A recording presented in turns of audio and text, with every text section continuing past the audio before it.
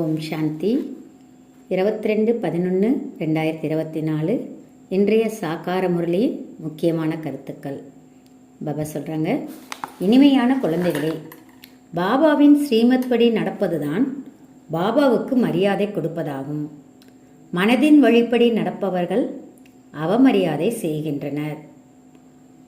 கேள்வி: இல்லற விவகாரங்களில் இருப்பவர்களுக்காக எந்த ஒரு விஷயத்தில் பாபா தடை சொல்வது இல்லை. ஆனால் ஒரு கட்டளை இடுகிறார். அது என்ன? பதில பாபா சொல்கிறாங்க. பாபா சொல்கிறார், குழந்தைகளே, நீங்கள் அனைவருடைய தொடர்பில் வாருங்கள். எந்த ஒரு வேலை முதலியவற்றையும் செய்யுங்கள். தொடர்பில் வரவேண்டி உள்ளது. வண்ண ஆடைகள் அணிய வேண்டி உள்ளது என்றால் அணிந்து கொள்ளுங்கள். பாபா தடை செய்வது இல்லை. பாபாவோ வழி சொல்கின்றார். குழந்தைகளே, தேகத்துடன் கூட தேகத்தின் அனைத்து சம்பந்தங்களில் இருந்தும் பற்றுதலை விட்டு என்னை நினைவு செய்யுங்கள். ஏன்னா இல்லறத்தில் இருக்கவங்களுக்கு நிறைய பேர் தொடர்பு வரும், நிறைய விஷயங்களை மீட் பண்ண வேண்டியிருக்கும், நிறைய ஃபங்க்ஷன்ஸ் இதுக்கு போல் போக வேண்டியிருக்கும். இருந்தாலும் அதில் பற்றுதல் வைக்காமல் தேகத்துடன் கூட தேகத்தின் அனைத்து சம்பந்தங்களிலிருந்தும் புத்தியை நீக்கிடுங்க அப்படின்னு பாபா சொல்லித்தராங்க. சாந்தி. சிவபாபா குழந்தைகளுக்கு புரிய வைக்கின்றார். அதாவது தம்மை போல் ஆக்குவதற்கான முயற்சி செய்விக்கின்றார். எப்படி நான் ஞானக்கடலாக இருக்கின்றேனோ அதுபோல் குழந்தைகளும் ஆக வேண்டும்.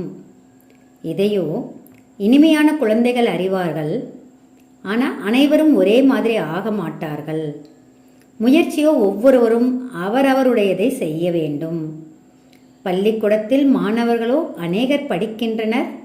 ஆனால் அனைவரும் ஒரே மாதிரி பாஸ் வித் ஆனர் ஆக மாட்டார்கள்.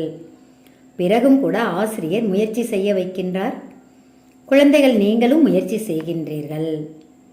அதாவது என்ன சொல்கிறாங்க பாபானா, அதாவது முயற்சி ஒவ்வொருவருக்கும் ஒவ்வொரு மாதிரி இருக்கும்.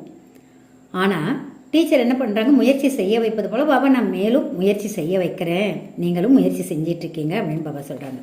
பாபா கேட்கின்றார், நீங்கள் என்னவாக ஆவீர்கள்?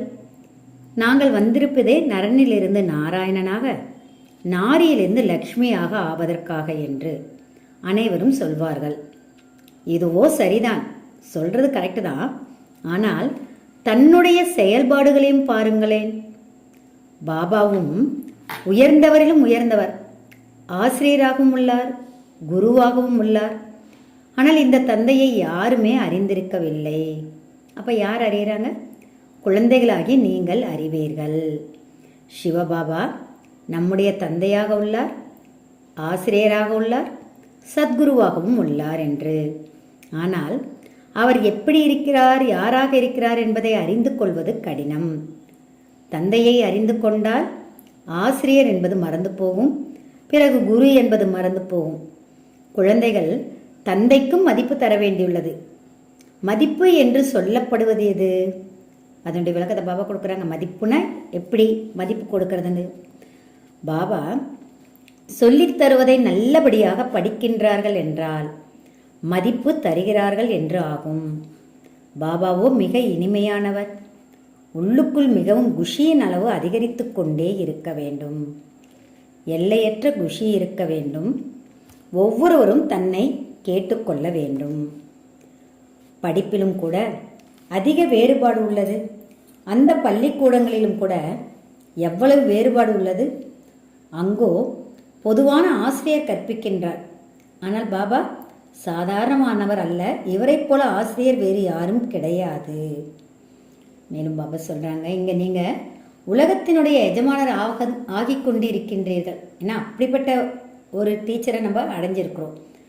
அதில் எவ்வளோ குஷி நமக்குள்ளே இருக்கணும், அதை யோசித்து பாருங்கள் அப்படின்னு பாபா சொல்கிறார். இங்கோ நீங்கள் உலகத்தின் எஜமானராக ஆகி கொண்டிருக்கிறீர்கள். ஆக இப்படிப்பட்ட மாணவர்களின் புத்தி எப்படி இருக்க வேண்டும்? தனக்குத்தானே யோசித்து பார்க்க சொல்கிறார். உலகத்துக்கே எஜமானராக ஆகிட்டுருக்கிறேன், பாபா நம்மளை ஆக்கிட்டுருக்கிறாரு. அப்போ நம்ம புத்தி எப்படி இருக்கணும், நடத்தை பேச்சு எவ்வளோ நல்லா இருக்கணும்னு யோசிச்சு பாருங்க அப்படின்னு பாபா சொல்கிறாங்க. மேலும் பாபா புரிய வைக்கின்றார், குழந்தைகளே, நீங்கள் ஒருபொழுதும் அழக்கூடாது. நீங்கள் உலகத்தின் எஜமானராக ஆகின்றீர்கள். யா ஹுசேன், அதாவது ஐயோ கடவுளே என்று சப்தமிடக்கூடாது.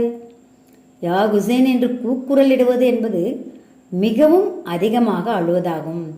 ஏதாவது நடந்துச்சு, ஐயோ கடவுளே கடவுளேன்னு புலம்புறாங்கல்ல, அந்த மாதிரி நம்ம இருக்கக்கூடாதுன்னு பாபா சொல்கிறாங்க. பாபாவோ சொல்கின்றார், யார் அழுகிறார்களோ அவர்கள் இழந்து விடுகிறார்கள். உலகத்தின் உயர்ந்ததிலும் உயர்ந்த ராஜ பதவியை இழந்து விடுகிறார்கள். நாங்கள் நரனிலிருந்து நாராயணர் ஆவதற்காக வந்துள்ளோம் என்று சொல்லவோ செய்கின்றனர். ஆனால் அதற்குரிய நடத்தை எங்கே? அப்போ எந்த ஒரு சூழ்நிலையிலும் நம்ம புலம்பலோ அழுகையோ இருக்கக்கூடாது. அதுக்கு என்ன செய்யணும்னா நம்ம பாட்டில் நம்ம கவனம் வைக்கணும். பாபா சொல்கிற ஸ்ரீமத் படி நடக்கணுங்கிறதுக்கு உத்தமாக சொல்கிறாங்க பாபா. நாங்கள் நரனிலிருந்து நாராயணர் ஆவதற்காக வந்துள்ளோம் என்று சொல்லவோ செய்கின்றனர். ஆனால் அதற்குரிய நடத்தை எங்கே? நம்பர்வார் புருஷார்த்தத்தின் அனுசாரம் அனைவரும் புருஷார்த்தம் செய்து கொண்டு இருக்கின்றனர். சிலரோ நல்லபடியாக பாஸ் ஆகி ஸ்காலர்ஷிப் பெற்றுக்கொள்கின்றனர். சிலர் ஃபெயில் ஆகி விடுகின்றனர். உங்களிலும் கூட சிலர் படிக்கின்றனர், சிலர் படிப்பது கிடையாது. நீங்களும் கூட சொல்கிறீர்கள், எந்த தர்மத்தை சேர்ந்தவராயினும் வந்து படிக்கலாம் என்று. இந்த படிப்போ மிக உயர்ந்தது என்று புரிந்து கொள்வார்கள். உலகத்தின் எஜமானர்கள் ஆகிறீர்கள். இதை பாபா கற்பிக்கின்றார். உங்களுக்கு புத்தி இப்போது எவ்வளவு விசாலமானதாக ஆகியுள்ளது. அதாவது எல்லைக்கு உட்பட்ட புத்தியிலிருந்து எல்லையற்ற புத்தியில் வந்திருக்கிறீர்கள்.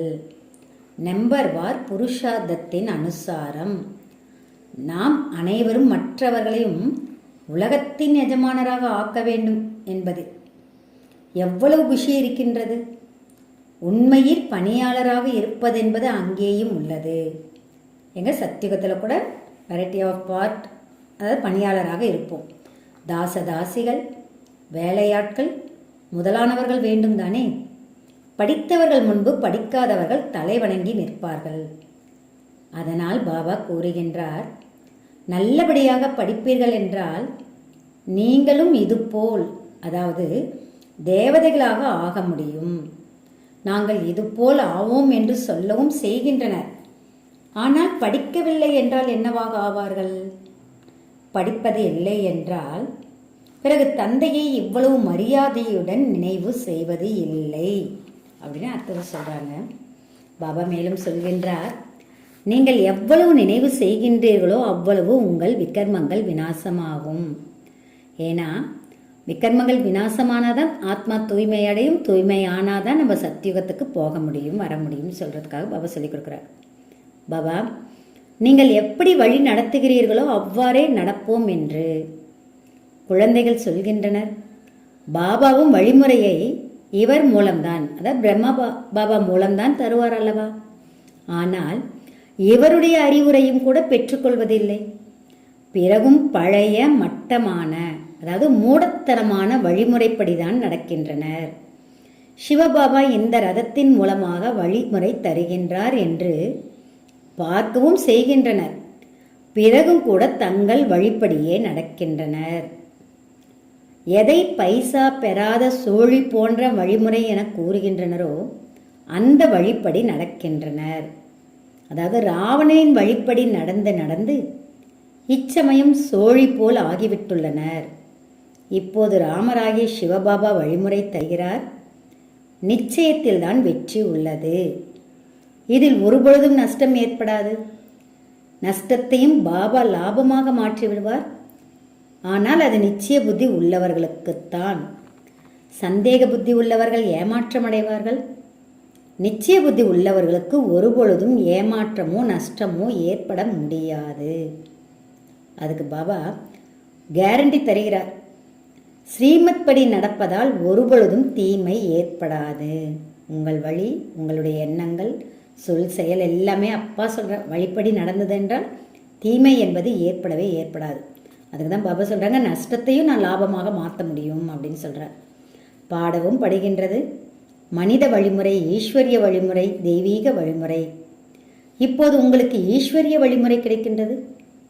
இதன் மூலமாக நீங்கள் மனிதரிலிருந்து தேவதையாக ஆகின்றீர்கள். பிறகு அங்கோ சொர்க்கத்தில் நீங்கள் சுகம் மட்டுமே அடைகின்றீர்கள். எந்த ஒரு துக்கத்தின் விஷயமும் கிடையாது.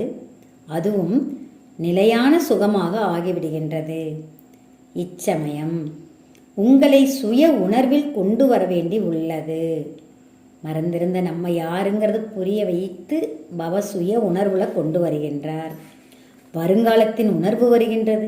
அந்த சுய உணர்வு வரும் பொழுது எதிர்காலத்தில் நான் என்னவாக ஆகினேன், எப்படி இருந்தேங்கிறது ஞாபகம் வந்துடுது. இப்பொழுது இது புருஷோத்தம சங்கமயுகம். இதில் தான் ஸ்ரீமத் கிடைக்கின்றது. அந்த ஸ்ரீமத் என்ன? தன்னை ஆத்மா என்று மட்டும் உணர்ந்து பாபாவை நினைவு செய்யுங்கள்.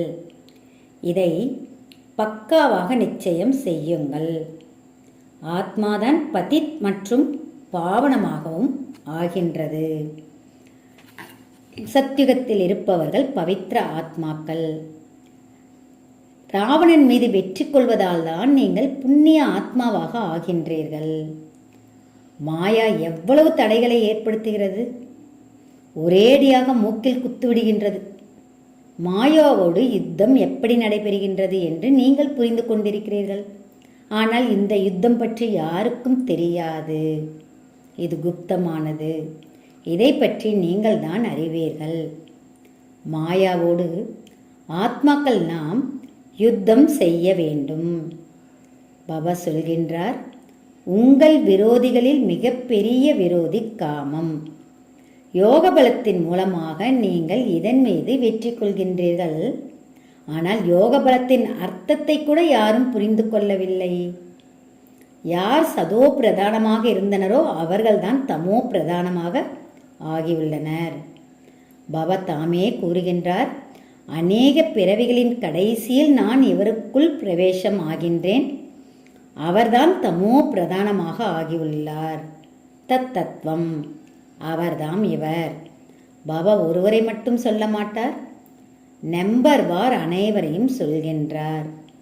நம்பர்வார் யார் யார் உள்ளனர் இங்கே உங்களுக்கு தெரிய வரும். இன்னும் போனால் உங்களுக்கு அதிகம் தெரிய வரும். மாலையின் சாட்சாத்காரம் உங்களுக்கு செய்விப்பேன். பள்ளிக்கூடத்தில் அடுத்த வகுப்புக்கு மாறும் பொழுது அனைத்தும் தெரிய வருகிறதல்லவா? முடிவுகள் அனைத்தும் வெளியாகிவிடும். என்ன சொல்கிறாங்க பாபா? கண்டிப்பாக கடைசியில் நமக்கு எல்லா சாட்சாத்காரமும் தெரியும். நாம் எந்த இடத்துல பதவி எடுப்போம், என்ன பதவி நமக்கு கிடைக்கும் அப்படிங்கிறது தெரிய வரும் அப்படின்னு பாபா சொல்கிறாங்க.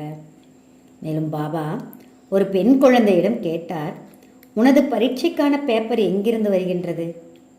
லண்டனில் இருந்து வருவதாக குழந்தை சொன்னது. இப்போது உங்கள் பேப்பர்கள் எங்கிருந்து வெளிவரும்? மேலிருந்து. உங்கள் பேப்பர் மேலே இருந்து வரும். அதாவது அனைத்து சாட்சாத்காரங்களும் பார்ப்பீர்கள். எவ்வளவு அற்புதமான படிப்பு! அதீந்திரிய சுகம் என்றால் என்னவென்று கோபியரிடம் கேளுங்கள் என்ற பாடல் இருக்கிறதல்லவா? இது கடைசி நேரத்தின் விஷயம். பாபா புரிய வைத்து உள்ளார். பாபாவுக்கு தெரியுமா, இந்த குழந்தைகள் ஒருபொழுதும் கீழே விழுகிறவர்கள் அல்ல. ஆனாலும் பிறகும் கூட என்ன நடக்கின்றது என தெரியவில்லை. படிப்பையே படிப்பதில்லை, அதிர்ஷ்டத்தில் இல்லை அப்படின்னு பாபா சொல்கிறாங்க. அதிர்ஷ்டத்தில் இல்லைன்னா அங்கே ஒழுங்காக படிக்கிறது இல்லைன்னு பாபா சொல்கிறாங்க. அங்கே ஆயுள் அதிகம், மேலும் சுகம் இருக்கும். இங்கே ஆயுள் குறைவு மற்றும் துக்கமும் உள்ளது. குழந்தைகளின் புத்தியில் இந்த அற்புதமான விஷயங்கள் உள்ளன. ஆயுள் அதிகம், அதாவது சத்தியுகத்தில் என்ன அனுபவிப்போம், இப்போ கலியுகத்தில் நமக்கு என்ன கிடைச்சிருந்தது அப்படிங்கிறது நமக்கு தெரியும். இதெல்லாம் யோசித்து பார்த்தா அற்புதமான விஷயங்கள். இந்த டிராமா எப்படி உருவாக்கப்பட்டுள்ளது? பிறகு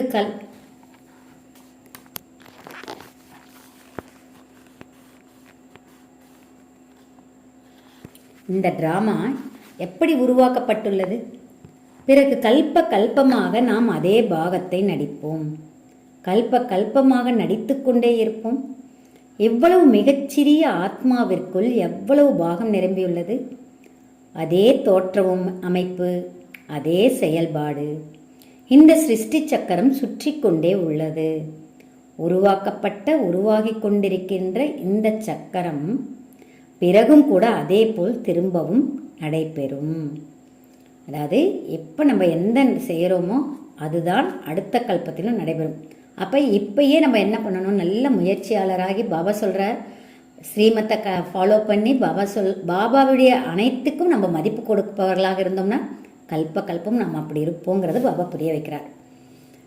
ஆத்மாவின் தந்தை சிவபாபா. யார் சதோ பிரதானமாக ஆகிறார்களோ அவர்கள்தான் பிறகு தமோ பிரதானமாக ஆகிறார்கள். பிறகு பாபாவை நினைவு செய்வீர்கள் என்றால் மீண்டும் சதோ பிரதானமாக ஆகிவிடுவீர்கள். அவரே பதித்த பாவனர். பாபா ஞானம் கொடுக்கின்றார். இதில் சாஸ்திரங்களில் முதலியவற்றின் விஷயம் கிடையாது. சாஸ்திரங்கள் ஆரம்பத்தில் எங்கிருந்து வரும்? இதுவோ ஜனத்தொகை அதிகமாகிவிட்ட பிறகு பின்னாளில் அமர்ந்து சாஸ்திரங்களை உருவாக்குகின்றனர். சத்யுகத்தில் சாஸ்திரங்கள் இருப்பது இல்லை. பரம்பரையாகவோ எந்த ஒரு பொருளும் இருக்காது. பெயர் வடிவம் அனைத்தும் மாறிவிடும். நல்லது.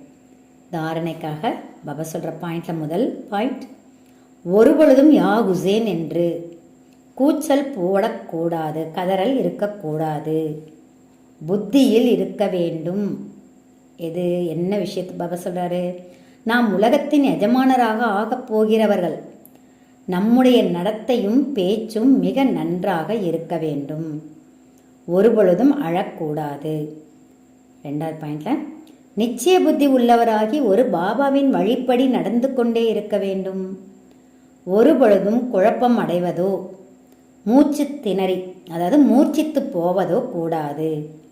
நிச்சயத்தில்தான் வெற்றி உள்ளது. அதனால் தனது ஒன்றுக்கும் உதவாத வழிமுறையில் நடக்கக்கூடாது. தம்முடைய மன வழிப்படி நடக்க வேண்டாங்கிறார். அது எதுக்குமே பிரயோஜனம் இல்லாதது. இன்றைய வரதான பாபா சொல்கிறாங்க, எந்த ஒரு பிரச்சனையிலும் முற்றுப்புள்ளி வைத்து தன்னை மாற்றிக்கொள்ளக்கூடிய அனைவரின் ஆசீர்வாதத்திற்கு தகுதியானவர் ஆகுக. எந்த ஒரு பிரச்சனையிலும் முற்றுப்புள்ளி வைத்து தன்னை மாற்றிக்கொள்ளக்கூடிய அனைவரின் ஆசீர்வாதத்திற்கு தகுதியானவர் ஆகுக. விளக்கம் பாபா கொடுக்குறாங்க. எந்த ஒரு பிரச்சனையிலும் முற்றுப்புள்ளி வைப்பதற்கு பிந்து சொரூப தந்தை மற்றும் பிந்து சொரூப ஆத்மா இருவரின் நினைவும் இருக்க வேண்டும். கட்டுப்படுத்தும் சக்தி இருக்க வேண்டும். இந்த பிந்து சொரூப அப்பாவையும் தன்னையும் நினைவு எந்த ஒரு பிரச்சனையிலும் இருக்குன்னா கண்ட்ரோலிங் பவர் நம்மக்கிட்ட இருக்கணுங்கிறார்.